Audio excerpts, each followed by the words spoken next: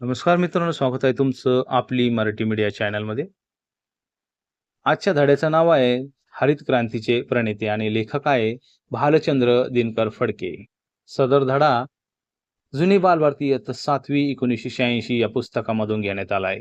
मित्रांनो, वसंतराव नाईक हे महाराष्ट्राचे मुख्यमंत्री असताना त्यांनी जे शेतीविषयक प्रयोग केले त्याचा परिचय या लेखात करून दिला आहे. चला तर वाचूया आपण हरित क्रांतीचे प्रणेते. डोंगरवाट चढून वसंतराव क्षणभर थबकले. सूर्यबिंब हळूहळू वर येत होते. त्या कोवळ्या सोनेरी प्रकाशात गहुली न्हात होती. चारी बाजूंनी डोंगराचा विळखा असलेले आपले गहुली खेडे. गावालगतचा डोंगरातून वाहणारा ओढा, डोंगरावरून छोटा घाट चढत गावाकडे हळूहळू येणाऱ्या गाड्या आणि आपल्या मळ्यातल्या द्राक्षांचे वेली पाहता पाहता त्यांचे मन रंगून गेले. गदी माडगुळकरांचे गीत सहज मनात आले. ते त्यांना खूप आवडे. सतत वाहते उदंड पाणी, कुणी न वळून आणि राणी. आळशास ही वावी कैसी गंगा सुखदाई. ते स्वतःशीच गुणगुणत पुढे निघाले. त्यांच्या एकदम लक्षात आले की आपला मुलगा मागेच राहिला. मागे वळून पाहिले तर तो दगड मारून कायऱ्या पाडत होता. तिथूनच ते ओरडले, "अरे, कायऱ्या पाहिजे तर त्या व्यवस्थित काढून घे. दगड मारून झाडांना दुखू नकोस." एवढं बोलून ते मागे फिरले. त्याला जवळ घेत म्हणाले, "अरे, या आंब्याच्या झाडांना मी आणि बाबासाहेबांनी डोक्यावरून वाहून आणून पाणी पाजले आहे. छोटी छोटी रोपं आपल्या शेतात लावली आणि त्यांचे हे कायऱ्यांनी लहडलेले डेरेदार वृक्ष." मुलगा त्यांना अधिकच बिलगला. वसंतरावाचे डोळे पाणावले. त्यांचे मन पार भूतकाळात गेले. त्या वर्षी भीषण दुष्काळ पडला होता. झाडावर पाला नाही. डोंगरावर गवत तरी कुठे? जमिनी तहानलेल्या म्हणून ठिकठिकाणी तडकलेल्या. पशु पक्षी माणसे सगळी अन्नाच्या शोधात दाही दिशांनी पांगलेली. काय करायचे? तेव्हा वसंतराव नाईक आपल्या सहकारी मंत्र्यांना म्हणाले, संकट जाण्यासाठी येतात. लोकांना सांगूया, जिद्द सोडू नका. दुष्काळ ही सत्व परीक्षा आहे. माणसांना जगण्यासाठी आता काम तरी देऊ. त्यांच्या मनात आले, ही सत्व परीक्षा वारंवार का द्यायला हवी? हे बदललेले पाहिजे. डोंगरदऱ्यात पसरलेला अक्कनखर महाराष्ट्र हिरवागार झाला पाहिजे. या देशातील शेती खाली आणली पाहिजे. त्यासाठी जलसिंचन योजना हव्या. छोटे छोटे बंधारे हवेत. विहिरी हव्यात. धरणे हवीत. मशागतीसाठी भरपूर नवी अवजारे हवीत. खते हवीत. बियाणे हवीत. शेतीमालाला चांगली किंमत हवी. पण हे सगळे व्हायचे कसे? दारिद्र्याशी, दुष्काळाशी युद्ध पुकारले पाहिजे. म्हणजे क्रांती व्हायला पाहिजे. क्रांती, हरित क्रांती. हो, हरित क्रांती. या शब्दात सरशी ते भानावर आले.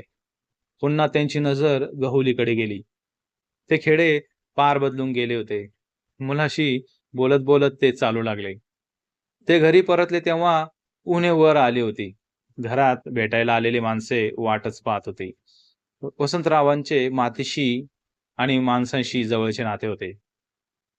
त्यांना भेटायला आलेल्या लोकांचे प्रश्न, त्यांची दुःखे समजून घेणे त्यांना आवडत असे. त्यांचे दुःख थोडे हलके करता आले तर त्यांना समाधान वाटे. तसे ते कमी बोलत, पण त्यांचे हास्य आणि त्यांचे वागणे सर्वांना आकर्षून घेई.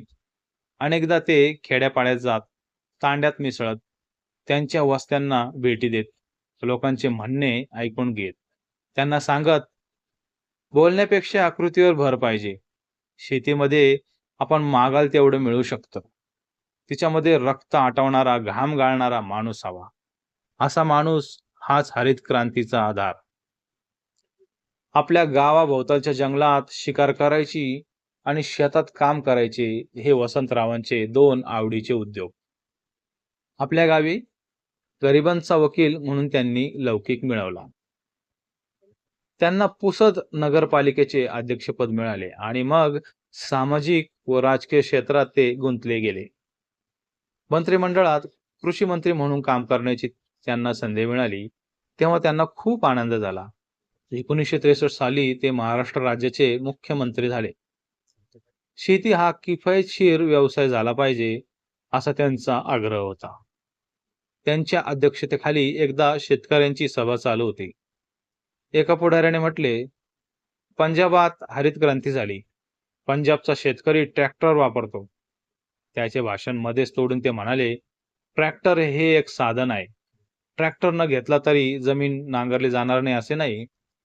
खरी गोष्ट आहे की शेतीकडे पाहण्याचा दृष्टिकोन त्यानं बदलला आहे. तो उपजीविकेसाठी शेती करत नाही, उत्पन्नासाठी करतो. वसंतराव नाईकांनी हरित क्रांतीचा आरंभ आपल्या गावापासूनच केला. गहुली हे कधी काळी वसलेले एक जुने खेडे. त्याला ना कसली आखणी ना रचना. अशा या गावातले रस्ते नीट आखणी करून तयार केली. रस्ता पक्का झाला. त्यावर एसटी बस धावू लागली. पुसदशी दळणवळण सहज होऊ लागले. गावात वसतिगृह सुरू केले, शाळा सुरू केल्या, साक्षरतेचे वर्ग चालू करून त्यात शेतीविषयक उपयुक्त माहिती दिली. विकास योजना यशस्वीपणे राबवल्यामुळे गहुली गाव बदलून गेले. जो तो कामाला लागला, त्यामुळे गहुली गाव यवतमाळ जिल्ह्यातील सेवाग्राम बनले. हाताला काम मिळाले. शेतात गाळलेल्या घामाला चांगला दाम मिळू लागला. घाम आणि पाणी पिऊन जमिनी तृप्त झाल्या. पिके डोलू लागली. वावरात गच्च पीक आलेले पाहून शेतकऱ्यांना केवढा आनंद झाला असेल. कृषी मंत्री म्हणून ते जेव्हा काम पाहू लागले तेव्हा त्यांना आपल्या गावी केलेल्या कामाचा अनुभव उपयोगी पडला. हाताला काम आणि शेतीला पाणी हे त्यांच्या विकास कार्याचे सूत्र होते. त्यांनी जलसिंचन योजना आखल्या, छोटे छोटे बंधारे बांधले. शेतजमीन ओलिताखाली येत चालली. तसतशी शेती सुधारली. केवळ शेतीवर भागणार नाही म्हणून जिनिंग प्रेस, दूध योजना, कुक्कुटपालन, वऱ्हाळपालन, खत निर्मिती, बियाण्यांची निपज, मेंढी पालन इत्यादी अनेक पूरक व्यवसाय सुरू करण्यास उत्तेजन दिले. शास्त्रशुद्ध रीतीने शेती केल्याशिवाय शेतकऱ्यांची व पर्यायाने देशाची उन्नती होणार नाही असे ते वारंवार सांगत. 1965 सालची गोष्ट. परदेशातून धान्य आयात करण्यात अडचणी आल्या. सर्वजण काळजीत पडले. वसंतरावांनी सर्व सहकाऱ्यांना बोलावले. ते म्हणाले, आता सर्वस्व पणाला लावू, परंतु अन्नधान्याच्या दृष्टीने आपला देश स्वावलंबी झाला पाहिजे. उपलब्ध असलेलं पाणी जमिनीस देऊन जमीन पिकवू.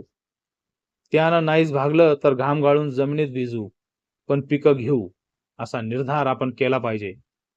सैन्याच्या आघाडीवर जर जवान कमी पडले तर ते आपणास दुसरे पाठवता येतील, परंतु शेतीवर उपजीविका करणाऱ्या जनतेची शेती आघाडी कोसळली तर ती आपणास कधीही सांभाळता येणार नाही. ग्रामीण भारताचा कायापालट व मनपालट करण्यासाठी महाराष्ट्राचे मुख्यमंत्री वसंतराव सतत कार्यमग्न होत. ते म्हणत, आपल्या देशाची शक्ती शेती व उद्योगधंदे यांच्या विकासावर अवलंबून आहे. निसर्गाने जी अलोट संपत्ती दिली आहे तिचा कण न कण देशाच्या विकासासाठी वेचूया. तर मित्रांनो, कसा वाटला सुंदर धडा? कमेंट सेक्शन मध्ये जरूर कळवत चला.